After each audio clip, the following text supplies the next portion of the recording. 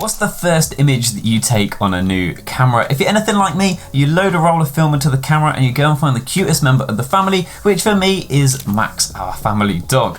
But these photos are actually photos 43 and 44, so we're going to need to rewind a couple of weeks back to when I found myself having a really bad bout of gas. And rather than getting the professional medical help that I needed, I found myself here looking in the window of a vintage camera shop in Brighton. And I guess you could say I found my cure, however temporary it might be, in the form of this. This is the Olympus OM-4 Ti. It's one of the very last film SLRs that Olympus made before transitioning over to digital and micro 4/3. It's predominantly electronic, which is a pretty big contrast to all of the other film cameras that I own that are predominantly mechanical, and it is absolutely ram-packed full of metering tools that we're going to have a little bit of a delve into later in this video. This camera was aimed at the prosumer professional market, and if movies are also to be believed, it was also aimed at secret agents. This camera featured in the opening credits of the James Bond film License to Kill back in 1989. I hope whoever from the Olympus PR team managed to enable that deal is enjoying their early retirement, because if this camera is good enough for James Bond, well then it must be good enough for me.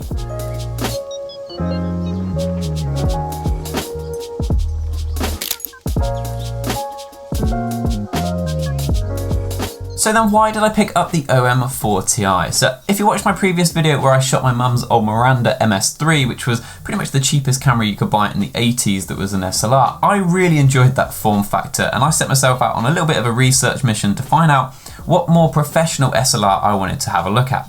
And I limited it down mainly to the Olympus OM line, purely because of their really small compact size and pretty well-known build quality.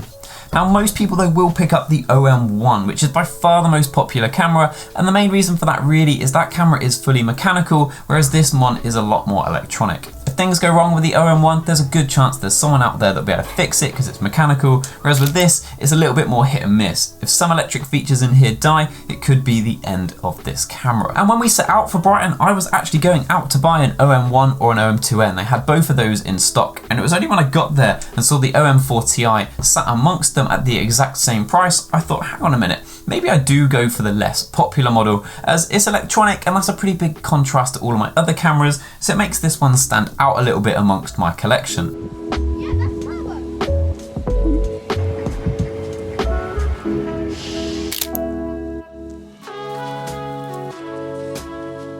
As you might be able to tell, the roll of film I loaded into the camera was a roll of Ilford HP5. I picked HP5 as it's a pretty standard roll of film, and I know what sort of results to expect, and it meant I would know whether or not the Olympus was working as I wanted it to. If you see some colour photos later in the video, then they were taken on Kodak Ultramax, a roll of film, even though it's quite popular, that I've never shot before, and I'm quite pleased with the results.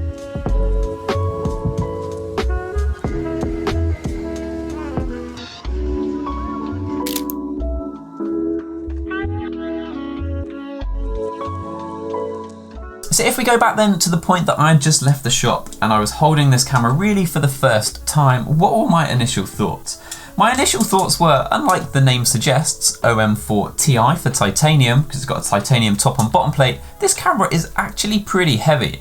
It's small, but it does feel very dense. A little bit like a Leica does in some way in terms of it being quite small and heavy. The build quality isn't on that level, but it is pretty good. One thing that is immediately obvious though is how many buttons there are on this camera and where the shutter speed dial is. First of all, there is a whole bunch of buttons where you think the shutter dial should be, and they say things like highlight, shadow, and spot. And then the shutter speed dial is actually around the kind of lens mount of the camera. The shutter speed goes all the way up to 2000th of a second, making this my fastest camera that I own, which is quite nice as well. So I think my first impressions were, this is a very nice feeling camera and I couldn't wait to shoot it. So then how do you actually use this camera? Now this camera can be as easy or as complicated as you want it to be. This is the first camera in a very long time, and definitely the first film camera that I've had to read the instruction manual. The instruction manual for this camera is something like 70 to 80 pages long. It's pretty intense, but most of that is to do with metering. If you want this to be an easy to shoot camera, all you need to do is flick the camera into auto, it's then in aperture priority, set your aperture, take your photo, job done. And to be honest, I found myself using that quite a lot, and I think the results have turned out very well. The meter in this camera is exceptional, and the images have come out looking very good.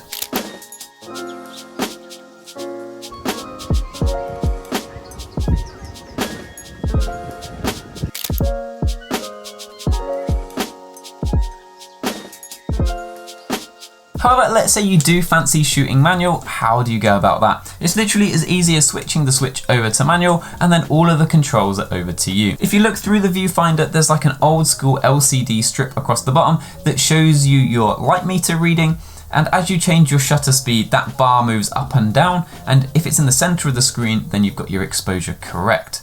That LCD screen in there can be quite hard to see, and it was a little bit annoying to begin with until I realized on the outside of the camera, this button here actually lights up that bar to make it a lot easier to see in dark conditions.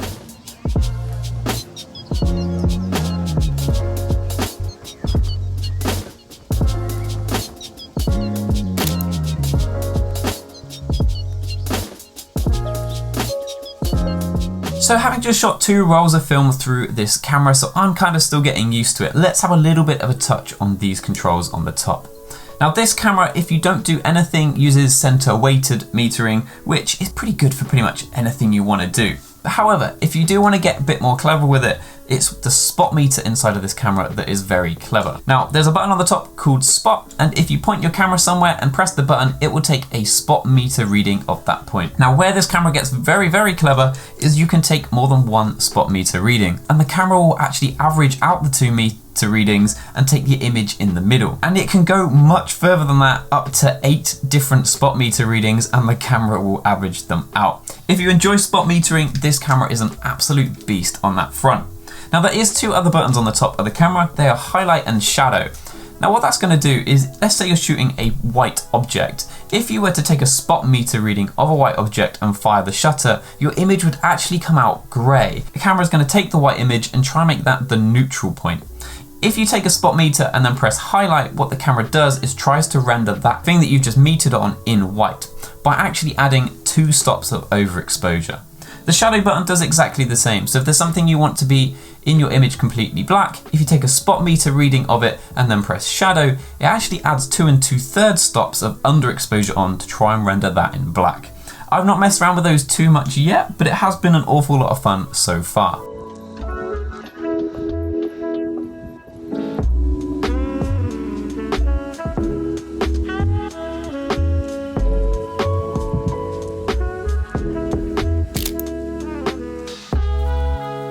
So having only shot a couple of rolls through this camera then, what are my thoughts? It's been an awful lot of fun shooting a different camera. So if I try and ignore the kind of fun factor and the honeymoon period of a new toy, one of the really big things that stands out is definitely the build quality and feel of the camera and how small and compact it is. That was the main reason I chose the OM lineup, and that bit hasn't disappointed. I'm generally a fan of spot metering, so that matches my style pretty well. I try to do kind of spot meter readings with my Leica and work out my exposure anyway, so it's something that kind of fits my style of shooting well. I love that this camera has an exposure compensation dial. Sounds really simple, but a lot of cameras just miss this. Not so much on SLRs, but other cameras out there miss the exposure compensation, and I love having it as a feature on a camera. Whilst I was actually away in Brighton, quite a few people commented on the camera itself. Like when I was in coffee shops and things, people noticed the camera and made a comment.